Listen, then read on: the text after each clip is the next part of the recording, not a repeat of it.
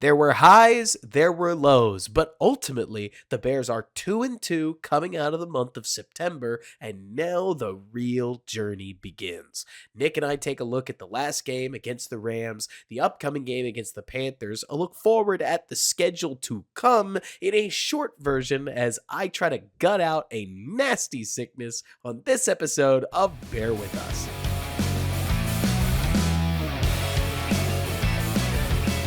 What's going on, everybody, and welcome back to Bear With Us, a Chicago Bears podcast hosted by yours truly, Robert Schmitz, editor-in-chief of the Bears blog, right here alongside my co-host, Nick Whalen of Football Guys, as we try to bring you the best Bears podcast we possibly can. And Nick, we're going to be fitting this one into a nutshell because I think I'm going to pass out in about 45 minutes. So tell me, how's your week been? What'd you think of last game?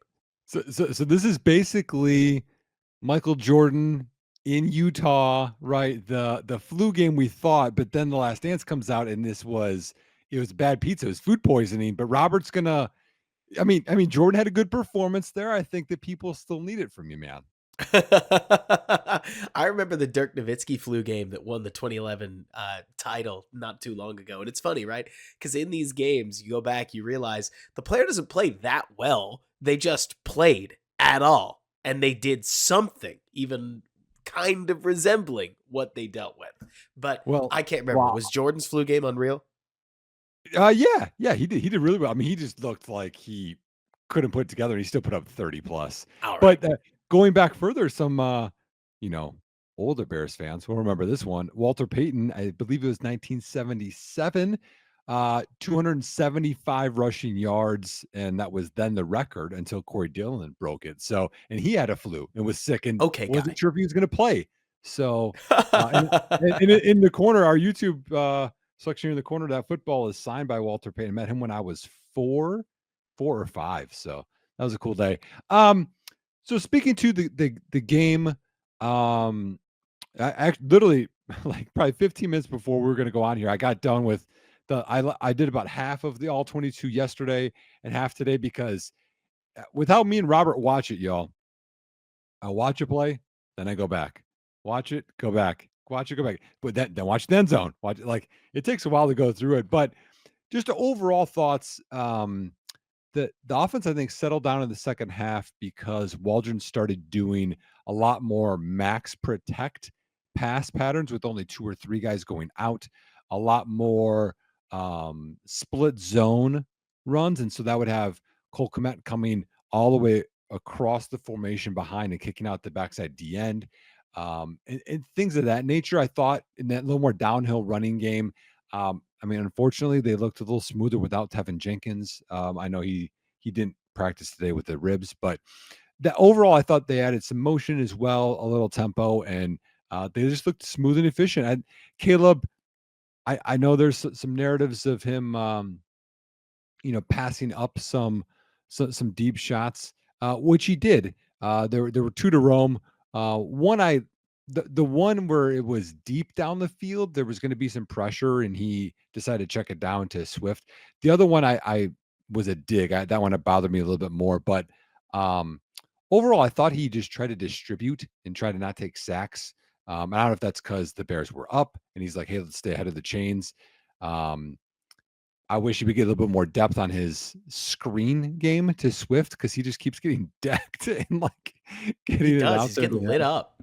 I'm like, dude, you can save your body some.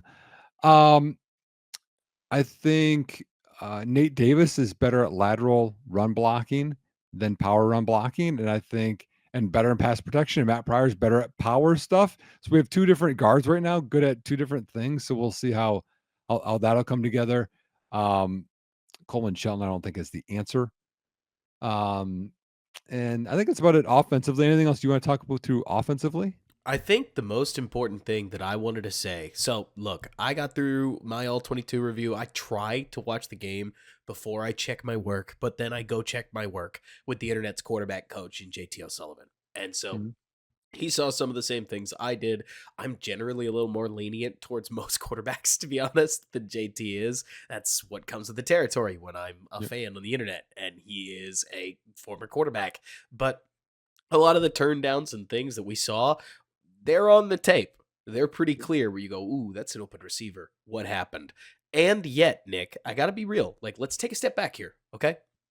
Not only could I give you some bit about how we're talking about a quarterback in his fourth start ever, right? But most importantly, this is a game where Caleb did not turn the ball over because the Bears didn't turn the ball over, or at least in part of because they didn't turn the ball over.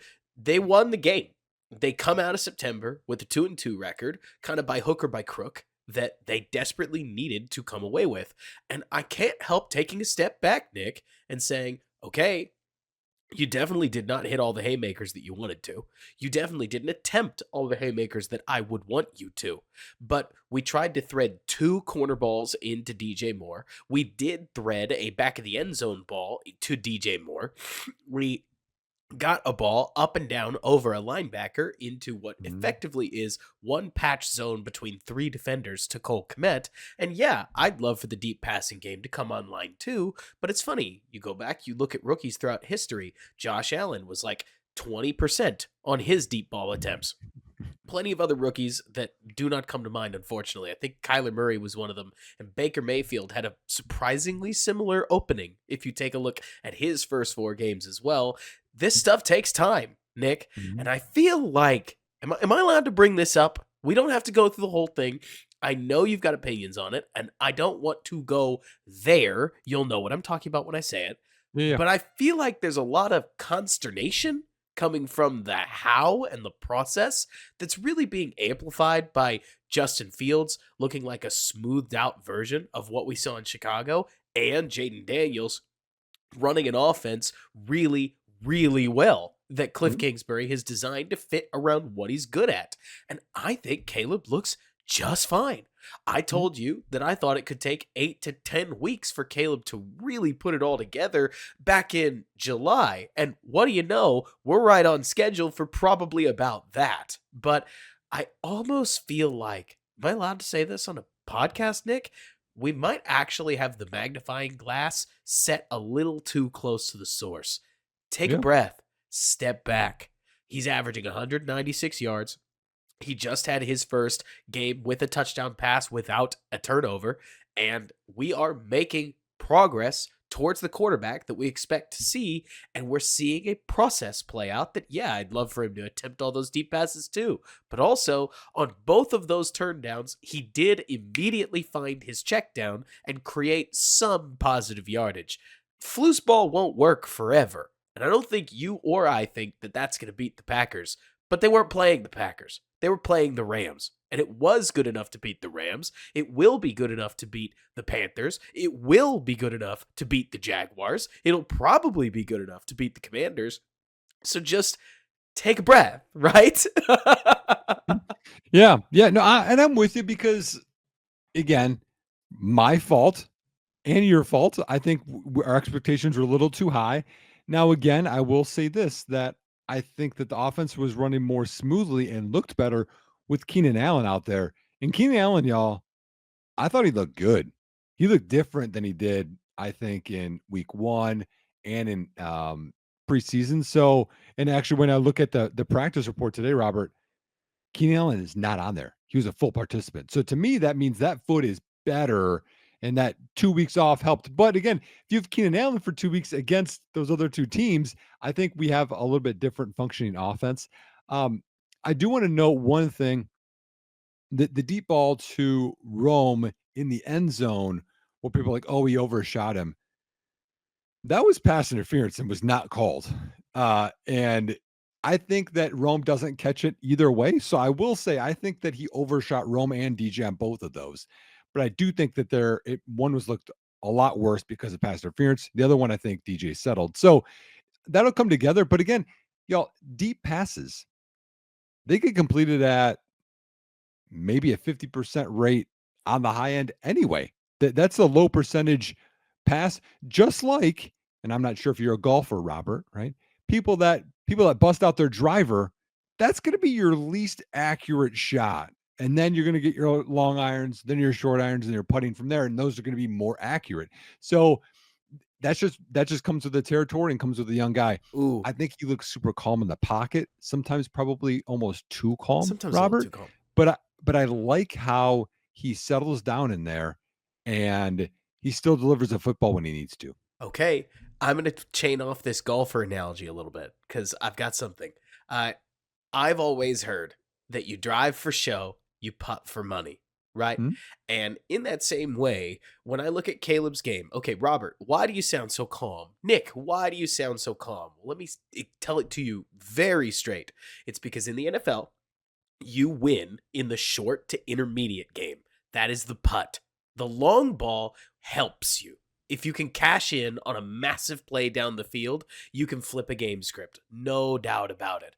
But there's no guarantee that Xavier Worthy is going to break down the field on any given day. So sometimes you're just going to have to grind out a 17-10 win against Harbaugh's Chargers, right? That Hmm? happens even with the best of them. Caleb right now, over the last 2 weeks, is winning in that intermediate area and the short area. Sure, but Bears fan, you didn't hop on this podcast to hear me talk about Caleb throwing accurately to the flat. So what you really want me to tell you is that Caleb puts a great ball on DJ Moore, who's over the top of a linebacker, that he does get that ball up and down. He did convert all those third downs on the in the intermediate on throws over the middle to the hashes, left, right, and center. No, it's not all there yet. But if we take a step back, Nick, it's funny, right? I partially want to apologize, I guess, like a little of me does, for getting people too hopped up. But at the same time, Nick, let's be realistic here.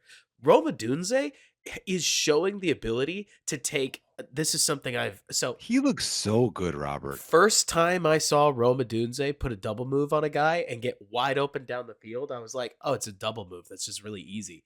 But the third or fourth time I saw him do it, I realized, no. He's making it a double move. He's taking a seam route and he's making it an out route that then becomes like a seam up the field. All right, hold up, Robert. I got to take.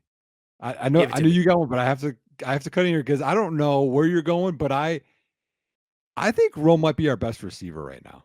I was actually about to say, I never thought I would say this. All right, so Bears fan, you want your hot take after week 4? Here's your hot take after week 4, okay? Like in the week to week league, what Nick and I are saying is we never thought that we would be sitting here saying, dang, I didn't realize that when they traded for Keenan Allen and extended DJ Moore that they would logjam Romo Dunze's development.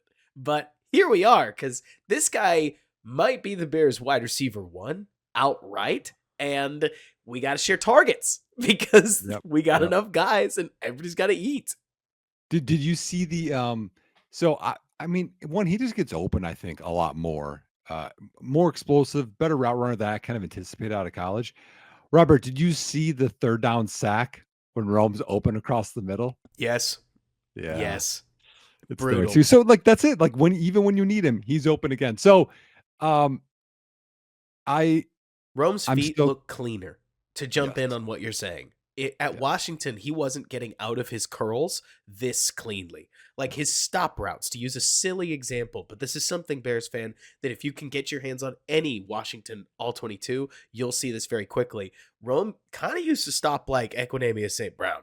Like he did not get cleanly in and out of these stop routes. And maybe it was Washington turf, but in Chicago so far, he's looking spry on those kinds Yeah. of routes. Like Yeah. any fantasy stat out there about yards per route run for Roma Dunze is entirely a matter of too many targets that are in the Bears offense, because Rome right now is probably separating better than anybody. It does Mhm. not hurt that DJ Moore does not look like himself, which is a maybe a separate problem worth discussing. Right. But Right. Keenan, when he gets to run a Keenan Allen route, is looking really good.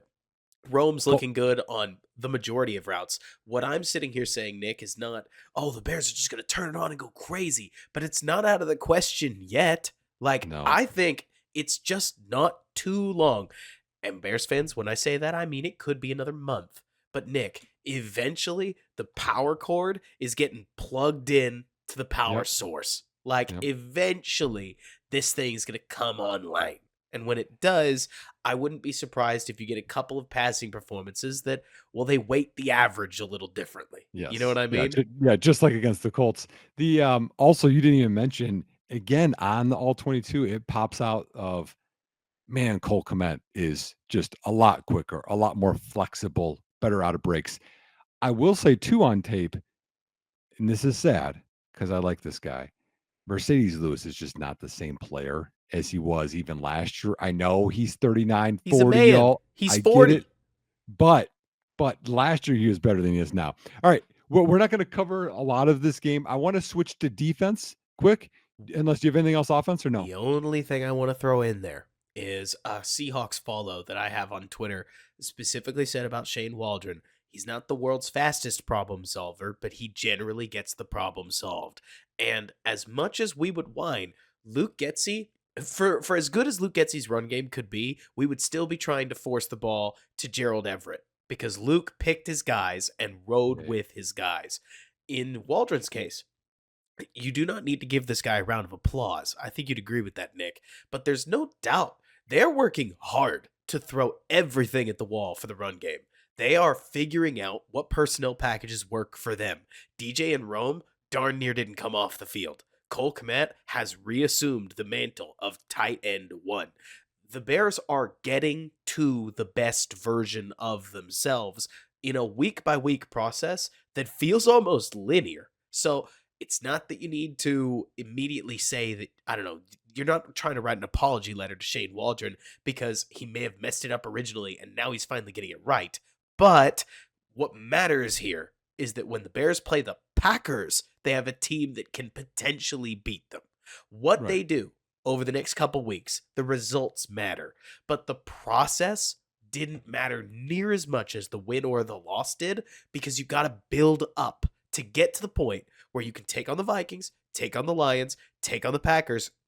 I mean, I don't know how you're feeling, Nick, but I think they've got to get to a point where they can look at that back stretch of all their divisional games plus San Fran and Seahawks. And if they want to make the playoffs, they got to go 500. Like, well, yeah, they do, but I mean, we're just in the here and now in the all 22. I mean, last week again, watching all of the stuff, breaking it down, there were personnel things I didn't like. There were, plays that I was like, there's not a lot of answers here. The only one, I mean, there might have been, man, I'm trying to think if there's more than one. The only one I didn't like was a check Caleb had to a spear screen. the to spear Cole screen Kmet. on the first play. Yeah, but again, that Caleb checked to it, and honestly, if they made the blocks, it should have been there. Rome didn't finish his block, but other than that, I liked the split zone. I liked they had some, there's a nice toss at the end there to Swift, and he had to cut inside because Big Dog missed his block. I liked some of the pass concepts. I liked the shot to Cole Kmet. It was Matt Pryor pulls play action, which has that linebacker bite up. And it's a different type of a play action, the one that I like. So I there's a lot. Okay, I know Warren Sharp put out the spray charts of The cherry DJ Moore chart. picking, targets from one game to another game. But whatever you want to say, I liked what Shane Waldron did last game, and I think that Bears fans are going to be more pleased moving forward. And you're right. We can't talk about this forever. So, what do you think defensively? Defense, yeah. Well, first of all, y'all,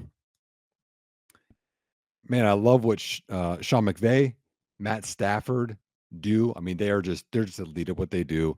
A lot of, you probably noticed, a lot of shifting, a lot of motioning. And okay, why do offenses do that? One, and you've watched all 22, it shifts the backers, shifts the safeties all the time. And when you leave that much indecision going on in their minds, they can't play as fast and they don't feel as quickly in the run game. They don't, respond as quickly in the passing game in zones. And that way you get a half step here or there. And those kind of matter over time. I thought Kyron Williams is such a patient runner.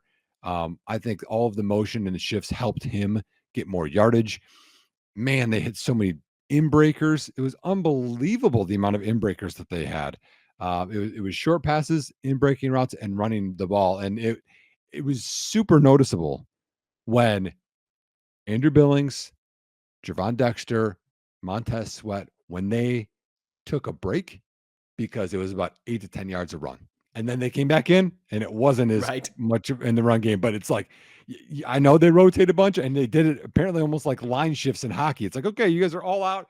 And then if if that was the case, I would have been like, okay, let's bring in Jack Sanborn for Kyler Gordon to try and help out a little bit, but it didn't work. So the backups, I was less than pleased at. And I will be honest, I know, I've actually debated with some people because I still like Jalen Carter and people hate that debate with Dexter.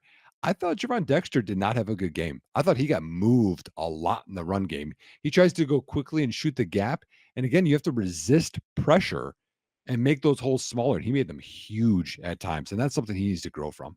Dexter is becoming this lightning rod player that reminds me of the way we used to talk about Cole Kmet. And I don't think articles like the one that Ben Solak just wrote for ESPN are helping, Nick, because the flashes for Dexter are monstrous. Mhm. Dexter, so far, could put together a 2-minute and 20-second highlight reel of him just mashing people in the run game in his one gap run defense or ripping people in half in a pass rush rep. But then you go and take a look at his pass rush win rate and it's fine.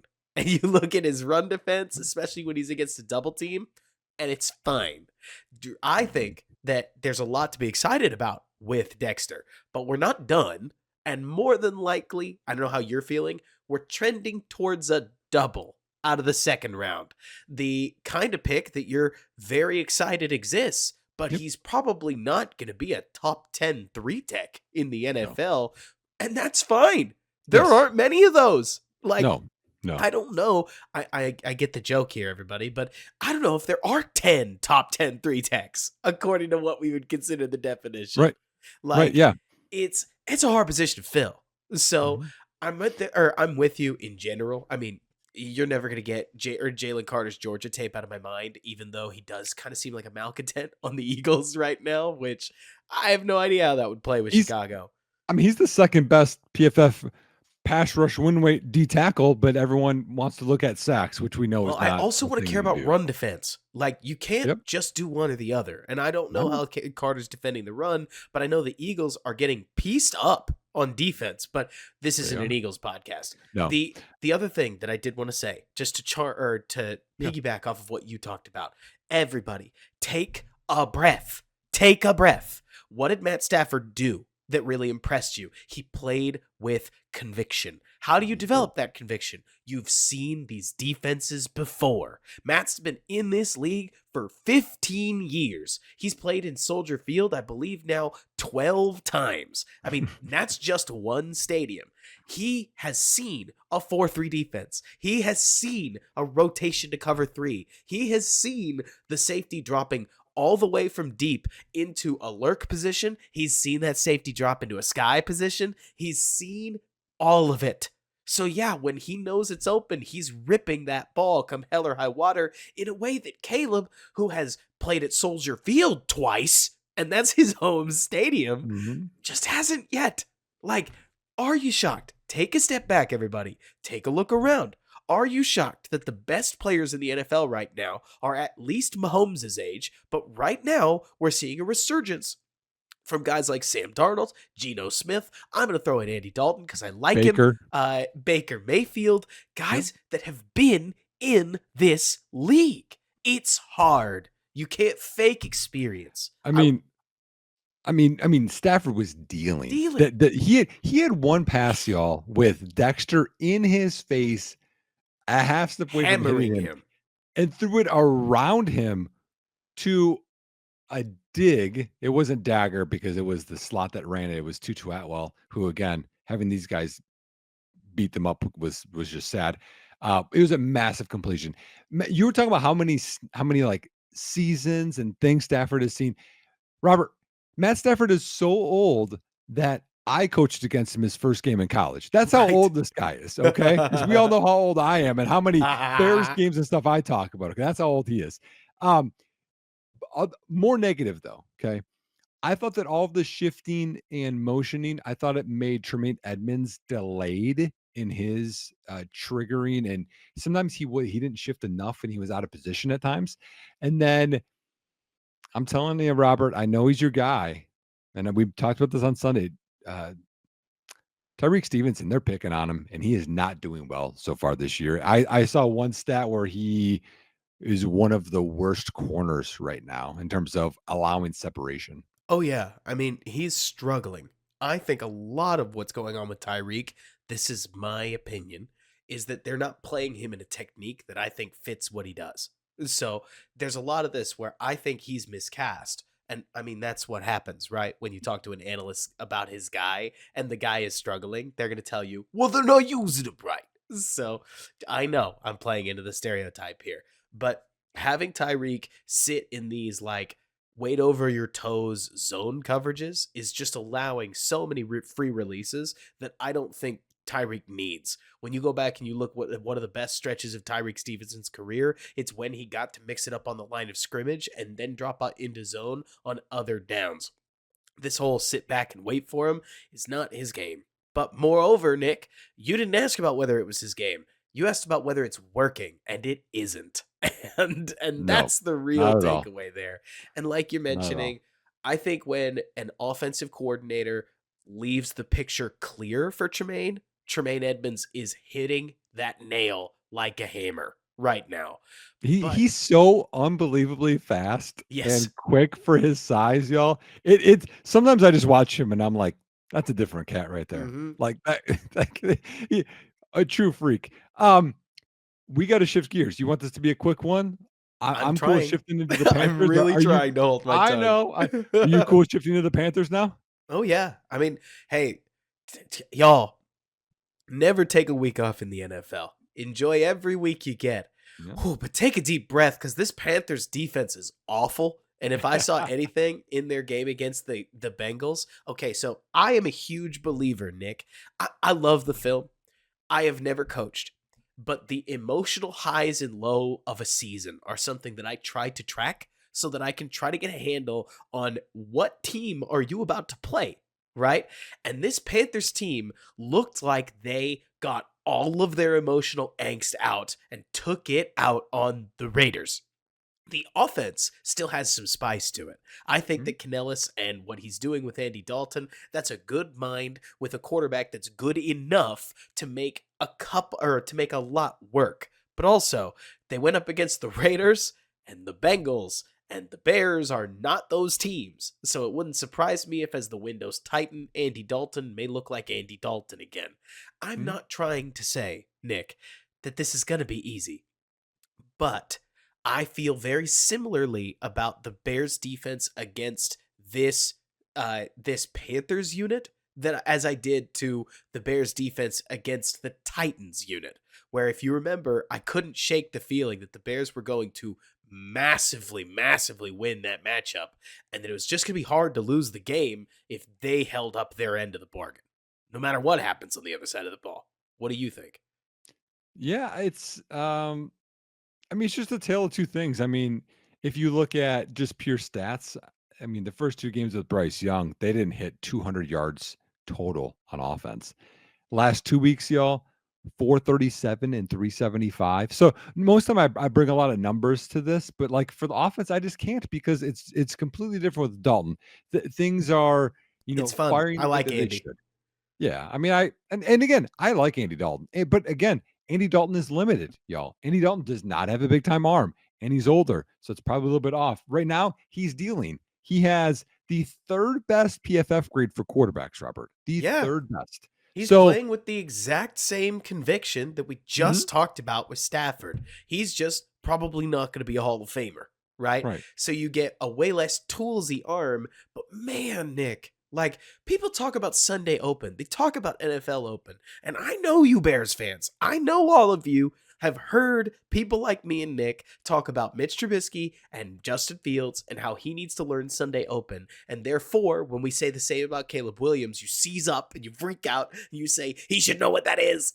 But no, go watch some of the throws that Andy Dalton's attempting. Nick, I'm sure you have. It's like he Yes. goes, Tampa 2, ball's got to go to the middle of the field. And he just throws the ball there, and a receiver better be there because the ball's going to be. Yep. And so far, kudos to Dave Canellis, receivers are there. So I do think, dude, stuff changes when you're not going up against Sam Hubbard at edge. The what is it? The guy who's getting way too much heat in Cincinnati. That Oh, Cincinnati they're not doing well defense right now. looks horrible. Well, And the Raiders defense had nothing on the day where they just got smoked. well, I So, mean, people little are both. again, y'all, people are hyped about Jane Daniels, and you should. But when they played Cincinnati, it was, I think, below a 10% pressure rate for the game. It was one of the lowest pressure rate games of this season.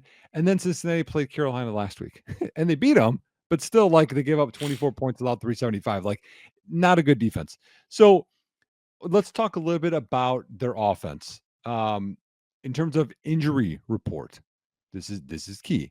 So in terms of their structure, right, they got a lot of guys. Adam Thielen, he's on IR. He's not going to play. Deontay Johnson, their best receiver, and had a pretty good game last week. He was limited last week with a groin. He did not practice today, although they think he'll be fine. But he has an ankle. Last week, Damian Lewis, one of their big time free agent spending guards, did not play with an elbow. This week or today, he limited practiced with his elbow. We'll see if he will play. Robert Hunt, their other big time spending guard, limited with the hip. So their best guys are beat up on offense. So that's good. In terms of like PFF grades on offense, I talked about Dalton. I mean, Deontay Johnson's 33rd. The best guy right now is Chuba Hubbard, surprisingly, because they spent the second round pick on Jonathan Brooks. Chuba's sixth in terms of rushing I was right now about in to terms of running say, back. nah. Yeah. If you're a Big 12 fan at all, you knew Chuba Hubbard's a dog Oh, back in his Okie time State, at man. Okie Yeah. State. Exactly. Like, look, he's one of those guys where as soon as I saw in week 3 that Andy had found him that many times, I was like, this guy's your waiver hero. And so he's on my fantasy team, and he gave me a good What, week last week. Like, what's their fight cry? What is it? Oklahoma State. What is it? It's okay, so they do a similar thing to guns up, like they say go pokes and they hold oh, their okay, guns that's up. weird. But the big Yeah. thing, if you remember, is that they slap the paddle against the wall throughout the Okay. entirety of most home games. And I gotta tell you, that is pretty freaky. Like I'm shocked that that's allowed I because it's very foreboding. I mean, I just know that their head coach is a man. So He's 40. he's 40. I'm a man. The other thing you got to watch out for is they don't let their quarterback get pressured. I was about to Surprisingly, say, with Bryce Young. This So is they're this is Nick. I'm gonna hit you with a hot take because I bet Bears fans you didn't expect this in the Panthers game. But yeah. Nick, I think this is the worst a Bears matchup has been all season long. The Bears Uh, D line against the Panthers O line specifically. I would rather. I think Indianapolis's O line is better than the Panthers O line. Really, because the stats disagree. And it could very well be like you're talking about that the Panthers have just gone up against defenses that are not up to snuff. Right. But they allowed the lowest pressure rate in the league last week. Before then, I know Bryce Young in the game where he got benched got pressured on 4 out of 26 dropbacks. Compare that to Caleb, who's getting Yep. pressured on doggone near 50% of his dropbacks. Mhm. It's Well, right here, Robert. Here are the defenses they faced, even with Bryce Young. The Saints, not a juggernaut anymore. The Chargers, I know we like their edges, but the rest of it hasn't been good. I mean, they've been a bottom 5 defense the last few years. Then the Raiders and the Bengals. So I think that's part of it. But I mean, I'll give you this, Robert. It's a good O-line. I'm going to go through it quickly. Austin Corbett at center. He's 15th. They have PFF ranked there. We talked about the two guards, right? Robert Hunt and Damian Lewis. They're both top 18 guards. They both got paid and they deserve to get paid. They're good. The two tackles are interesting. Okay. So Taylor Moton, right tackle. He's 32nd. And then Iquanu, he was the top 10 pick. NC State left tackle has been a little disappointing. He's been 26th, so he's at least improved within Dave Canales' offense. So I think that's helping. I just don't think they're the juggernaut that the Colts are because they are. And then plus, even with the Colts O-line and Jonathan Taylor, I think is a step up from the Panthers O-line and agreed. Chuba. I'm not trying to compare I mean, it's weird though because Anthony Richardson and that Colts offense should have diced the Bears up defensively, but they Yep. just didn't because Anthony couldn't hit the broadside of a barn. Like, Yep. it's funny. By the way, this is a total tangent, Nick. But everything you just mentioned about Ike Ikwanu. So, do you remember who the other tackle where there was a big debate all off season? Are you an Icky guy or are you a I don't. I remember the debate. I can't remember the other guy though right now. Alabama, Oh, left is it tackle. with the Giants? Yes, Evan Neal. Yep. And I say this because Bears fans, if you're one of the people, and I've seen you guys out there, that are disappointed in Darnell Wright's growth, I want you to take a breath, take a step back, and remember that nobody ever said your tackle pick because he's a top 10 pick is going to be good. That's just the only spot where you're going to even find playable tackles most of the time that can play at a high level.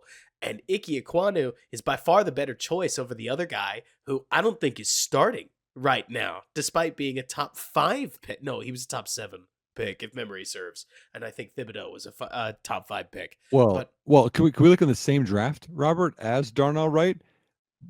Broderick Jones he got sacked, didn't tackled he? Georgia. He's benched right now. He's Mm-hmm. not starting.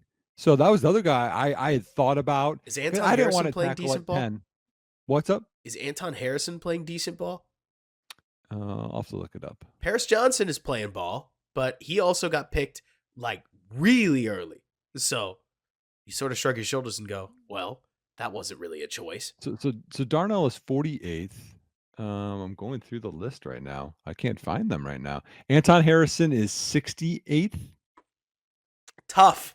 I'm telling you, man, finding a good tackle is so hard. Oh, Paris Johnson is 9th. Yeah, Okay. Paris rules. Like, I but like the Paris. Bears couldn't Yeah. have drafted Paris. That wasn't a Yep. choice. They would have had Yep. to not trade all the way down to 9. But Yep. I'm I mean, more Tilly's Fuaga's 22nd, Tyron Smith 23rd. All right. Anyways, we're getting off on our tangent. So, old offense versus Bears defense. I understand the Andy Dalton thing. There's Deontay Johnson, but you look at the rest of the weapons, Robert. I mean, Thielen's not going to play. So you have Xavier Legette, who is the 32nd pick. I think he's a little raw. He's more of an athlete than a refined receiver right now. Bigger guy. Jonathan Mingo, second round pick, big athlete, bust though, if we're being honest. No one else I'm really concerned about in a receiver core. Running backs, we already talked about Chuba. They got Miles Sanders as well in that backfield. Tight ends, I mean, Tommy Tremble. They did have Jordan Matthews. He hasn't played a whole lot. The former wide receiver first round pick converted. And then they have Jatavian Sanders, who's just okay. So, like, in terms of weapons, I feel like the Bears are going to be okay if they I think pack the run and you shift coverage to Deontay. I think that we're going to be okay. you got to take some stuff away from the Panthers, but theoretically you should be able to. I mean, this is a defense that I think has faced down tougher challenges, and you're not looking at two guys on this podcast that are trying to make this defense out to be more than it is. But I would have expected if the Panthers were going to be the team that that basically opened the floodgates on the Bears defense, I would have thought that the Rams should have been able to already. Is that a fair way to put this? Yeah. Pocket time is a hell of a drug. So anything's possible if the Bears don't get any pressure. But doggone it, Nick, I am going to go to my grave this season betting on Bears number 97 because he's not even on the injury report. I Played know. through a minor knee sprain and still came up with 2 points by himself, ripping past the center and what was that, Bo Limmer, and getting the pressure that put the ball over the shoulder of of a Rams receiver on that 2-point conversion. Look, I could talk about Andrew Billings probably too much, but if the Bears can generate pretty much any pressure, I really like Chicago in this because the weapons on weapons on DBs, I think Chicago's got a major advantage. The linebackers do a great job of taking up space. This feels to me, okay, it's not the same level of drama, Nick, but this feels very similar to when Josh Dobbs visited Soldier Field last year, right? And you had the Pastronaut flying high, and then he crashed back down to earth. I'm not trying to say that I think the Bears are going to like rip Andy Dalton in half. Let's not be too dramatic. But Andy has had a history of having a couple of great games in relief before windows tighten up and a bad one happens. This feels to me like it's ripe for that bad one. Yep. Well, and also, there's going to be a little bit of a different game planning for Bryce Young versus Andy Dalton. And so When that happens, you get a little more of a sample size of what Andy looks like in this offense. I think it really adjusts. I mean, even looking at last week, Robert, Andy was 25 of 40, which is solid. 220 yards, 2 touchdowns, 1 pick, 83.3 passer rating against the Bengals pass defense. And Right. that was at home. Now you have to go to Chicago. So I really like the Bears odds there. I'm ready to shift to defense for the Panthers. Are you? What's left of this Panthers defense? They lost Derek Brown. JC Horn, as I understand it, is also battling nagging injury. The rest of their defense, I hate to be this person, Nick, is kind of just a group of guys. I I mean, can't even it's remember. I hate to say this. This is embarrassing. I should know this. Does Jeremy Chin still play for them? no, he went to Washington. I thought he did. So Yep. who's left? Yeah. So, okay. Well, I guess I'll go through their starters if you want. So they're a 34. Okay. So, but again, also guys are beat up. So their nose tackle, Shy Tuttle, I don't think he played last week. He is PFF's 117th nose tackle. How I didn't. And They then they have charted Ashawn Robinson. 117 nose tackles already. They're 123 qualified, so he's 117 out of Oh my gosh, is Chris 123. Williams better than him? Yeah, I think so. Get it, Chris. Although Chris Williams gets blown out of position in the run game as well, Hey, but that's a whole other conversation. better than Shy Tuttle. Get it, Yeah, Chris. yeah. So Ashawn Robinson, again, old guy from Bama. He had a veteran rest day today. And Shy Tuttle, let me check here real quick. Shy Tuttle, he limited participant with a foot today, so at least he practiced a little bit. But they Ashawn's 29th among D linemen, so he's decent at least. The other starter is LeBrian Ray, who I don't know who that is, but he is 101st on PFF's ranking among D linemen. So not very good. A couple of the guys in for there. not knowing who he is, I guess. I don't know who he is. Yeah. He went to Bama. I know, but Nick Thurman, Jaden Peavy, other guys are going to get snaps inside there. Nobody really of note. Outside linebackers, you're going to know one of these guys. Jadeveon Clowney is signed with the Panthers in the offseason. He had a veteran rest day today. He's 73rd. He's not having the resurgence that he had last year with Baltimore. Can't last Shocker. forever. Shocker, right? Other edge on the outside, opposite him is Charles Harris. You remember him? He was with Detroit. Charles Harris was a limited participant today with a shoulder. So even those guys inside aren't great and they're still beat up. Other edges of note, I'm trying to think who got snaps here. DJ Johnson, he's their best edge in terms of ranking from PFF, and he's 60th. In terms of linebackers, Shaq Thompson, IR. Sad. I like Shaq Thompson. He's been a great player. He's 30 years old, but he will not be playing. Josie Jewell is okay. He runs a 4.8. He's 29 years old. He's 51st among linebackers in PFF, but he's just okay. So replacing Shaq Thompson is going to be Trevin Wallace, who I believe is a rookie out of Kentucky. So that's not going to be probably a good thing there. You better hope it's not a good thing for their defense. Exploiting the rookie linebacker, that's that's offensive coordinating 101, unfortunately. Yeah, I know. All right, so DBs. So you talked about JC Horn. JC Horn is 48th among PFF's list. He hasn't been having a great season. He was much better last year.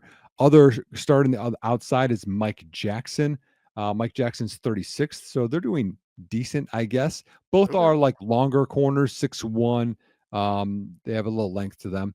Nickel corners, Troy Hill. Troy Hill had a veteran rest day today. He's 33. He's older for a nickel, and he's 62nd, so he's just hanging in there, giving them some snaps. Safeties, Nick Scott.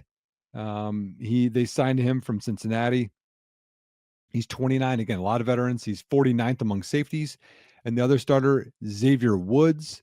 Again, Bears fans remember him. He was at Minnesota a while ago.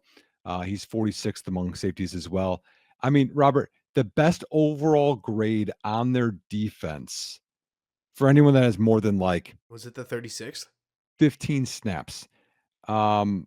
I have 67.7. Gotcha. Nope, sorry, 67.8. Mike Jackson is the best, which 60 is average, y'all.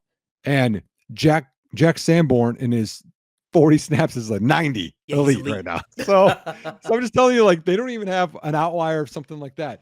In terms of, I'll go quickly through this because I'm sure numbers are, I didn't go as in depth as I normally go. In terms of EPA, Panthers defense is 28th in the NFL.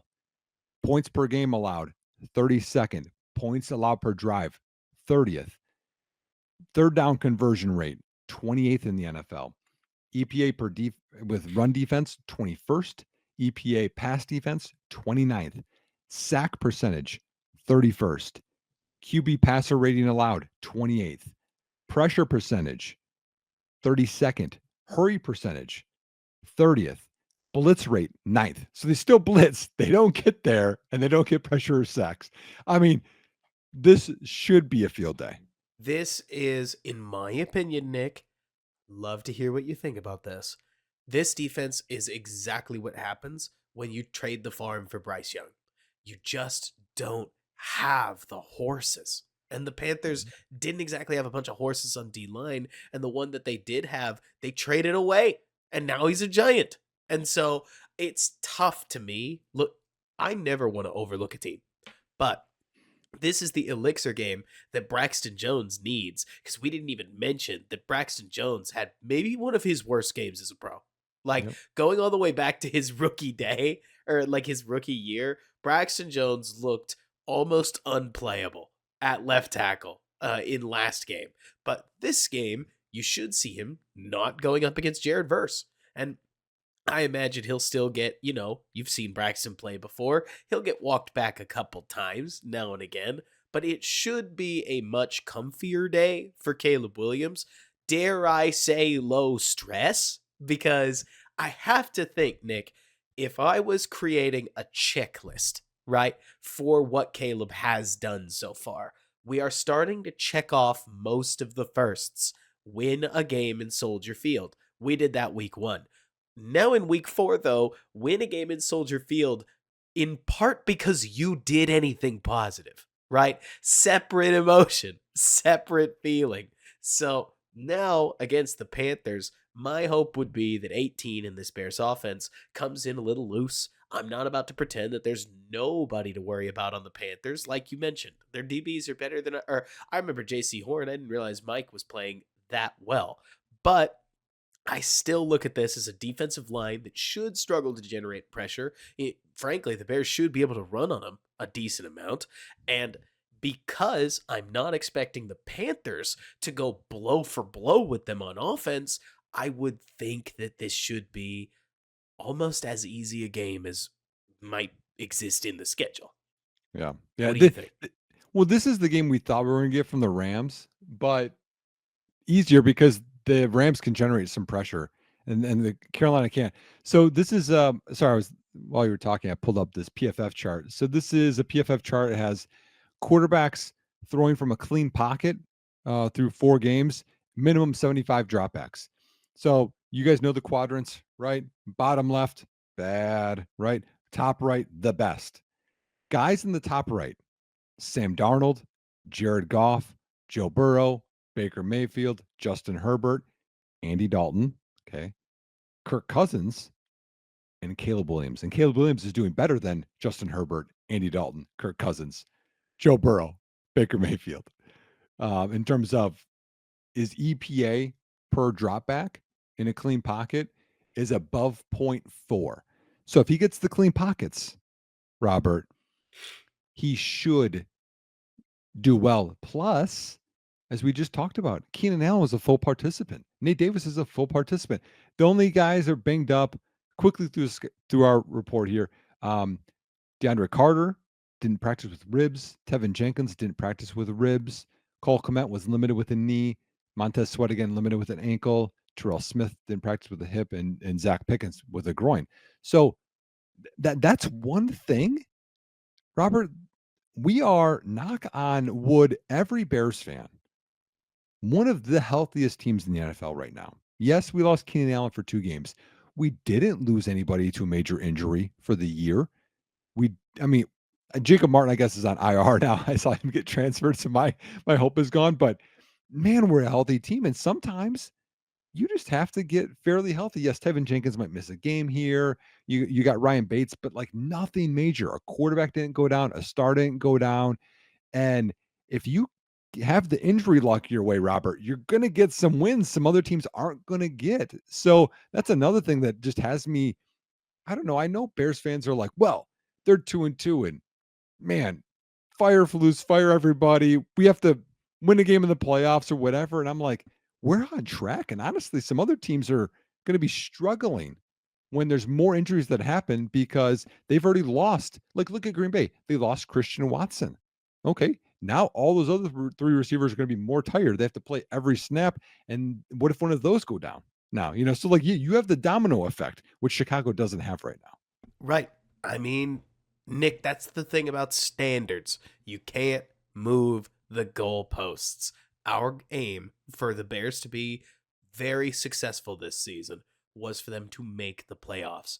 Nobody said they have to make it at 10 wins. So if they win 9 games and that's enough, then that's enough. We'll see if that happens. I don't know that it will, but it's more to say, Nick, that I'm right there with you, where I feel like there are people that wanted more from Caleb Williams. I think Caleb has been definitely, I wanted him to be a superhero. Let's be so honest, right? But this is pretty in line with what we've seen from rookies of all walk. So it's not strange, and I do enough data study to confirm that I'm not crazy. Caleb is on path to put him in contention to be whatever he's going to be, because that's the Yep. problem, right? We've seen better rookie seasons that ended up with a Mac Jones. We've seen worse rookie seasons that ended up with a Peyton Manning. So you're just trying to not be historically bad, because it's the Yes. historically bad guys that it turns out Bryce Young might just be Bryce Young. Mhm. All this to say, look, I'll be honest, that I can convert this into my final thought, Nick. There's an element of this Panthers game where the Bears need to go out there and they need to take care of business. This is a great week to show that you are who we thought you were. And roll out. You don't have to dominate. I don't care. In the NFL, it matters if you win or lose. Just win and move on to the next week. The challenge is that you can't just win individual games. I believe over the next 6 weeks of the Bears season, that's 5 games, the Bears need to probably win at least 4 of them to achieve the goals that we have set out for them. Yep. That's not easy, but it's what's asked of them. Because Mhm. when you've got the Panthers, the Jaguars, the Commanders, the Cardinals, and the Patriots on your schedule, you just have to take advantage of the opportunity. But this is the first step.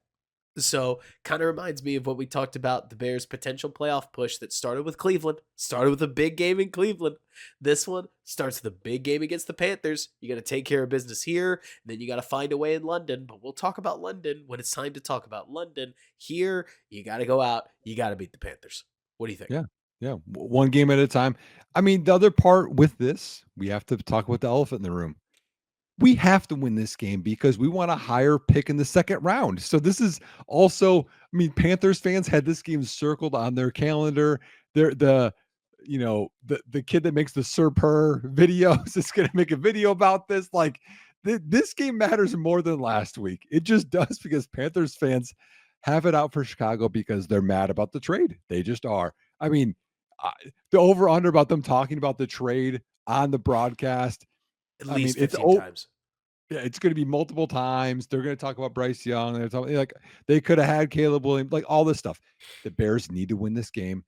I I fully expect Robert. Like every team has down games. Every team has really great games out of nowhere.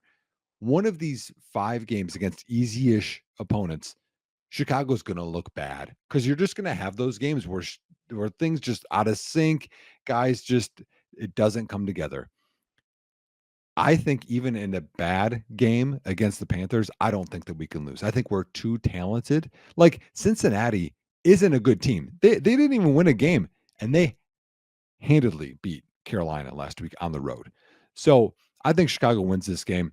And I'm excited for it because I think the Bears fans kind of need we win by a couple touchdown game for Waldren's sake, for Flus's sake, for for people to exhale a little bit about the team. Dude, That speaking of, You got 3 heavy hitting narrative games in a row. Yep. This next game, Panthers could have had Caleb Williams. What are they missing out on? The game after that, 2 guys dubbed generational, neither broken out yet. Which one of them takes the game? Game after that, pick number 1 versus pick number 2. Yep. 2 weeks after that, potentially pick number 1 versus pick number 3. So you got some big games for the narratives. And all I'm saying is that over the next 6 weeks, you better get ready. Because eventually, you got to go up against a Packers team that I don't want to take 1 week and make a meal out of this, Nick. But if this offense can come online, you can score against these Packers.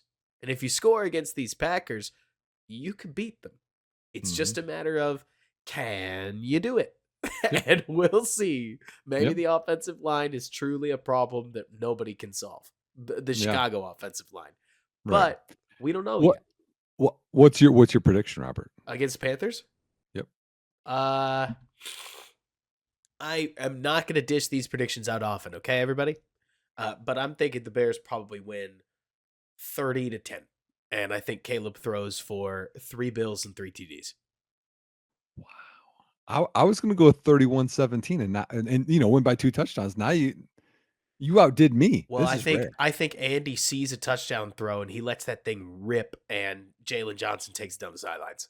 So like I'm saying like 23-10, but it's because of a turnover that gets turned into points. To be fair, against the Panthers, the Bears have had a lot of defensive touchdowns. Tim Jennings had one, I think. Charles Tillman had one. Eddie Jackson had one. I mean, we've had a lot. I mean, Devin Hester had a return touchdown. We've had a lot of them over the years. But honestly, and again, Robert, this is before your time, but Bears fans they're gonna remember this. 2005, Steve Smith comes to town and divisional playoff game and just whoops on the Bears corners and wins that game basically himself. So ugly. I'm fine with it. So I'm going to go 31-17. Robert, I'm proud of you. This was your flu game. He toughed it out and he made it through, y'all. This wasn't going to be. What's the emoji? I'm pitching it to you.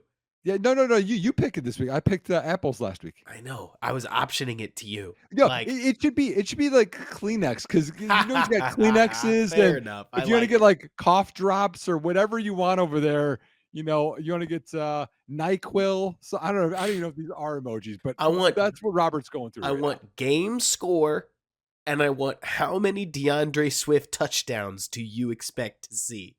And I don't want you to mark that I'm going to know you're a real one. I want you to say game score, comma, this many touchdowns. And you don't say who the player is. Because if we do this right, I need somebody to start an argument saying that you think that Caleb's only going to have X many touchdowns, but you meant Swift. And then the Kleenex emoji. The real ones that stay till the end. You know what would be fun, Robert? For this to be like the game, that they score a lot of points, is for all 3 receivers to have a touchdown. That would be a cool game. I agree with you. That would be fun. Having done it at Madden, that takes a lot more coordination than meets the eye. You know what I mean? Way easier to have like Rome has 2 touchdowns and then Kmet has 1 or something like that, than to spread it out evenly. I have Madden, Robert. I'm playing NCAA. That's my big one right now. Dude, I get it. Bears fans, thank y'all so much for listening. This is about all I can do. Thank you so much for hanging out. Bear down. Thanks for bearing with us.